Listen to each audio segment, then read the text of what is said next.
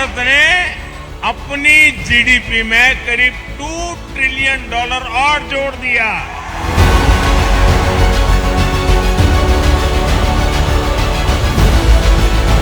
जब भारत दुनिया की तीसरी सबसे बड़ी इकोनॉमी बन जाएगा,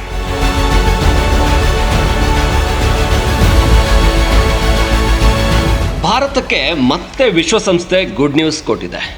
ಭಾರತದಲ್ಲಿ ಬಡತನ ಇಳಿಕೆಯಾಗ್ತಾ ಇದೆ ಅನ್ನುವಂಥದ್ದು. ಕಡು ಬಡತನವಂತೂ 4.6% ಇಳಿಕೆಯಾಗಿದೆ. ಅಂದರೆ ದೇಶದಲ್ಲಿ 4.6% ಮಾತ್ರ ಕಡು ಬಡವರಿದ್ದಾರೆ. ಆದರೆ ವಿಪರ್ಯಾಸ ಅಂದರೆ ನಮ್ಮಲ್ಲಿ ಇನ್ನೂ BPL ಕಾರ್ಡ್ಗಳು 80 ಕೋಟಿ ಜನರಿಗೆ ಇನ್ನೂ ಕೂಡ ಉಚಿತವಾಗಿ ರೇಷನನ್ನು ಕೊಡ್ತಾ ಇದ್ದಾರೆ.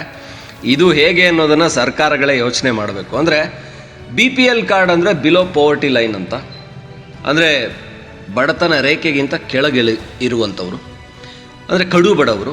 ಆ ಕಡು ಬಡವರು 4.6% ಮಾತ್ರ ಇದ್ದಾರೆ ಅಂತ ಹೇಳೋದಾದರೆ, 81 ಕೋಟಿ ರೇಷನನ್ನು ಉಚಿತವಾಗಿ ಸರ್ಕಾರ ಇನ್ನೂ ಕೊಡ್ತಾ ಇದೆ. ಅಂದರೆ ದೇಶದ ಹೆಚ್ಚು ಕಡಿಮೆ ಅರ್ಧ ಪಾಲಿಗಿಂತ ಹೆಚ್ಚು ಜನ ಕಡು ಬಡತನದಲ್ಲೇ ಇದ್ದಾರೇನೋ ಅನ್ನೋ ರೀತಿಯಲ್ಲಿ ಕೊಡಲಾಗ್ತಾ ಇದೆ. ಇದೆಲ್ಲ ಬಹಳಷ್ಟು ಇನ್ನೂ ಒಂದಷ್ಟು ಮಾನದಂಡಗಳು ಅವೆಲ್ಲ ಪರಿಶೀಲನೆ ಆಗಬೇಕು. ಬಹುಶಃ 2026ರಲ್ಲಿ ಜನಗಣತಿ ಆದ ನಂತರ, ಜಾತಿ ಗಣತಿ ಕೂಡ ಮಾಡ್ತಾ ಇದ್ದಾರೆ ಅನ್ನೋದು, ಜನಗಣತಿಯ ನಂತರ ಸರಿಯಾದ ಮಾಹಿತಿ, ಅದು ಆರ್ಥಿಕ ಶೈಕ್ಷಣಿಕ ಸಮೀಕ್ಷೆ ಕೂಡ ಆಗಿ ಸರಿಯಾದ ಮಾಹಿತಿ ಸಿಗುತ್ತೆ. ಆದರೆ ಈಗ ನಾನು ನಿಮಗೆ ಸದ್ಯ ದೇಶದ ಬಡತನ ಇಳಿಕೆಗೆ ಮೋದಿ ಕಾರಣನ? ನಿಜವಾಗ್ಲೂ ದೇಶದ ಬಡತನ ಇಳಿಕೆ ಎಷ್ಟರ ಮಟ್ಟಿಗೆ ಆಗಿದೆ? ದೇಶದ ಆರ್ಥಿಕ ಅಭಿವೃದ್ಧಿ 4ನೇ ಸ್ಥಾನಕ್ಕೆ ದೇಶ ಹೋಗಿದೆ ಅಂತ ಹೇಳಿದರೆ 3ನೇ ಸ್ಥಾನಕ್ಕೆ ಹೋಗುತ್ತೆ ಅಂತ ಇವತ್ತು ಪ್ರಹ್ಲಾದ್ ಜೋಶಿ ಹೇಳ್ತಾ ಇದ್ದಾರೆ. ಹಾಗಾದರೆ ಭಾರತ ನಿಜಕ್ಕೂ ಅಭಿವೃದ್ಧಿ ಆಗ್ತಾ ಇದೆಯಾ? ಇದಕ್ಕೆ ಕಾರಣ ಏನು? ಅಸಲಿ ಕಾರಣ ಮೋದಿ ಅಧಿಕಾರಕ್ಕೆ ಬಂದ ನಂತರ 10 ವರ್ಷಗಳಲ್ಲಿ ಭಾರಿ ಅಭಿವೃದ್ಧಿ ಆಗಿದೆಯಾ? 11ನೇ ವರ್ಷಕ್ಕೆ ಮತ್ತಷ್ಟು ಅಭಿವೃದ್ಧಿ ಆಗ್ತಾ ಇದೆಯಾ? ಇದೆಲ್ಲವನ್ನು ಡೀಟೇಲ್ ಆಗಿ ನೋಡೋದಾದರೆ, ಭಾರತದಲ್ಲಿ ಅತ್ಯಂತ ಸರಳವಾಗಿ ಹೇಳೋದಾದರೆ ದುಡಿಯುವ ವರ್ಗ ಹೆಚ್ಚಾಗ್ತಾ ಇದೆ. ಅಂದರೆ ಯುವ ಜನತೆ ಹೆಚ್ಚಾಗ್ತಾ ಇರೋದ್ರಿಂದ ಇಲ್ಲಿ ಉತ್ಪಾದನೆ ಹೆಚ್ಚಾಗಿ ಭಾರತ ಆರ್ಥಿಕವಾಗಿ ಸಬಲ ಆಗ್ತಾ ಇದೆ. ಹಾಗೆಯೇ ಕಡು ಬಡತನದ ಪ್ರಮಾಣ ಇಳಿಕೆ ಆಗ್ತಾ ಇದೆ.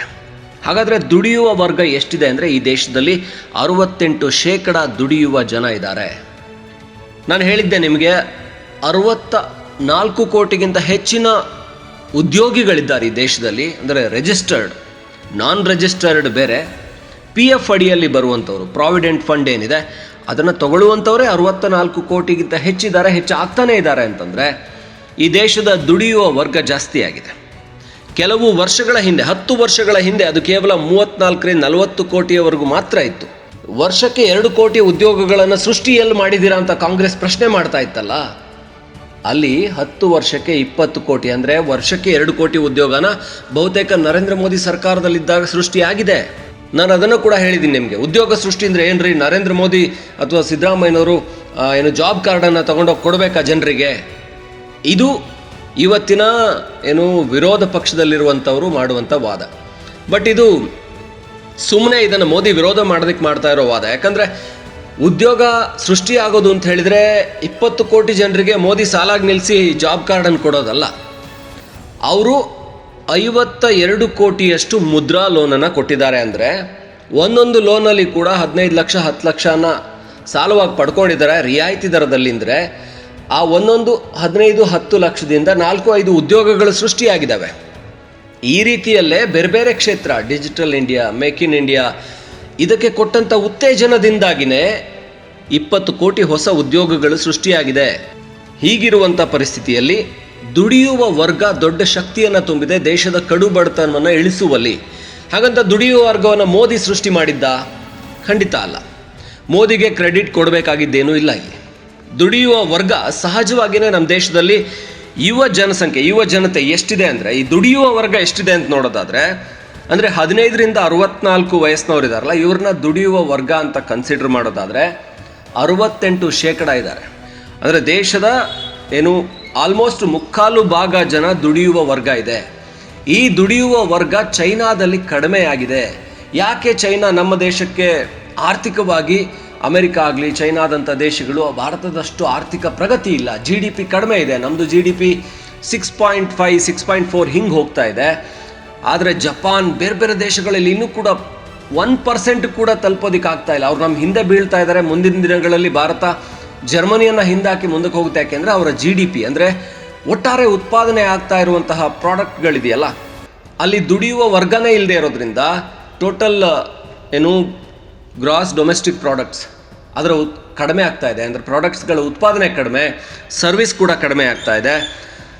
ಆದರೆ ಭಾರತದಲ್ಲಿ ಜನಸಂಖ್ಯೆ ಹೆಚ್ಚಾಗ್ತಾ ಇರೋದ್ರಿಂದ 68% ದುಡಿಯುವ ವರ್ಗನೇ ಇರೋದ್ರಿಂದ ಇಲ್ಲಿ ಉದ್ಯೋಗಗಳು ಹೆಚ್ಚಾಗ್ತಾ ಇದೆ. ಜೊತೆಗೆ ದುಡಿಯುವ ವರ್ಗ ಹೆಚ್ಚಿನ ಉತ್ಪಾದನೆ ಮಾಡ್ತಾ ಇರೋದ್ರಿಂದ ನಮ್ಮ ಆರ್ಥಿಕ ಪ್ರಗತಿ ಹೆಚ್ಚಾಗ್ತಾ ಇದೆ. ಹಾಗಂತ ರಫ್ತಿನ ವಿಚಾರದಲ್ಲಿ ಬಹಳ ಮುಂದೆ ಹೋಗಿಲ್ಲ ಭಾರತ.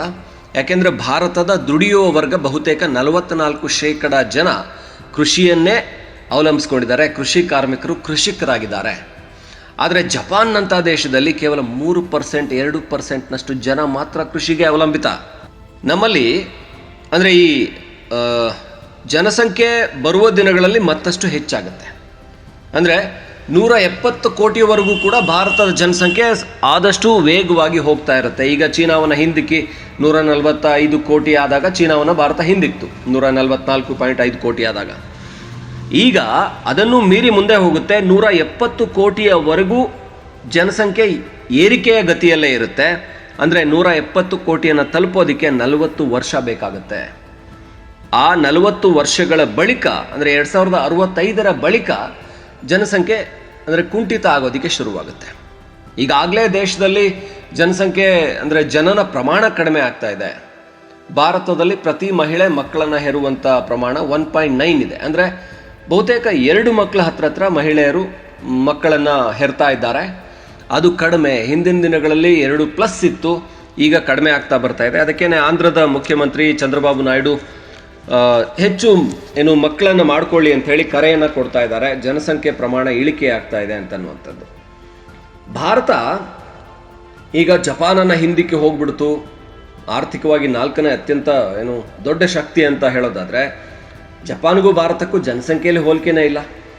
ಜಪಾನ್ ಮಾಡ್ತಾ ಇರುವಂಥ ರಫ್ತನ್ನು ನೋಡಿದರೆ ಅವ್ರು ಮಾಡುವಂಥ ರಫ್ತು ನಮಗಿಂತ ಭಾಳಷ್ಟು ಹೆಚ್ಚಿದೆ. ಅಂದರೆ ಅಲ್ಲಿರುವಂಥ ಜನಸಂಖ್ಯೆ ಹೆಚ್ಚು ತೊಡಗಿಸ್ಕೊಂಡಿರುವಂಥದ್ದು ಇಂಡಸ್ಟ್ರಿಯಲ್ಲಿ, ಸರ್ವಿಸಲ್ಲಿ. ಭಾರತದಲ್ಲಿ ಕೃಷಿಯಲ್ಲಿ ಹೆಚ್ಚು ತೊಡಗಿಸ್ಕೊಂಡಿದ್ದಾರೆ. ಹಾಗಾಗಿ ಇವರಿಗೆ ಹೆಚ್ಚಿನ ಉತ್ಪಾದನೆ ಇಲ್ಲ ನಮ್ಮಲ್ಲಿ. ಆದರೆ ಜನಸಂಖ್ಯೆ ಹೆಚ್ಚಿರೋದ್ರಿಂದ ಹೆಚ್ಚಿನ ಉತ್ಪಾದನೆ ಆಗ್ತಾ ಇದೆ. ಹಾಗಾಗಿ ನಿಧಾನಕ್ಕೆ ನಮ್ಮಲ್ಲಿ ದುಡಿಯುವ ವರ್ಗ ಹೆಚ್ಚಾಗ್ತಾ ಬಂದಿರೋದ್ರಿಂದ ಆರ್ಥಿಕ ಶಕ್ತಿನೂ ಹೆಚ್ಚಾಗ್ತಾ ಇದೆ. ಹಾಗೆ ಕಡು ಬಡತನದಿಂದ ಹೊರಗೆ ಬರೋದಕ್ಕೆ ಸಾಧ್ಯ ಆಗ್ತಾ ಇದೆ. ಇದು ಭಾರತಕ್ಕೊಂದು ದೊಡ್ಡ ಪ್ಲಸ್ ಅಂತ ಹೇಳಿದರೆ, ಬರುವ ದಿನಗಳಲ್ಲಿ ಹೇಗೆ ಇದನ್ನು ನಿರ್ವಹಣೆ ಮಾಡಲಾಗುತ್ತೆ, ಇನ್ನಷ್ಟು ಎತ್ತರಕ್ಕೆ ತಗೊಂಡು ಹೋಗೋದಕ್ಕೆ ನರೇಂದ್ರ ಮೋದಿ ತುಂಬ ಕಾನ್ಫಿಡೆಂಟ್ ಆಗಿ ಆತ್ಮವಿಶ್ವಾಸದಿಂದ ಇರೋದು. ಯಾಕೆ ಅಂದರೆ ನಮ್ಮಲ್ಲಿ ಯುವ ಜನಸಂಖ್ಯೆ ಜಾಸ್ತಿ ಇದೆ, ದುಡಿಯುವ ವರ್ಗ ಸಶಕ್ತವಾಗಿದೆ. ಹಾಗಾಗಿ 2011-12ರಲ್ಲಿ ಬಡತನದ ಪ್ರಮಾಣ 16% ಇತ್ತು.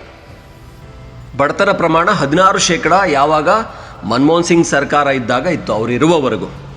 ಆದರೆ 2022-23ಕ್ಕೆ ಬಂದಾಗ ಅದಾಗಿ 10 ವರ್ಷಗಳ ನಂತರದಲ್ಲಿ ಮೋದಿ ಸರ್ಕಾರದಲ್ಲಿ 5.25ಕ್ಕೆ ಬಂದಿತ್ತು.